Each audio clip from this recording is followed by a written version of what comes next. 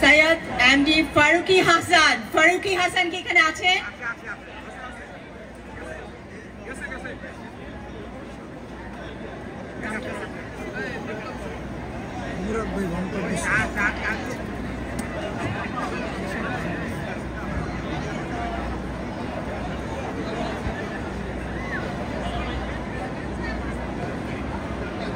আমাদের চেয়ারম্যান সৈয়দ শামসুল আলম সম্মাননা দিচ্ছেন, আমাদের ভাইয়া ফারুকি ভাইকে দিচ্ছেন।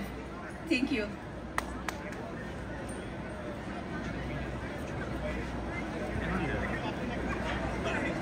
আসসালামু আলাইকুম।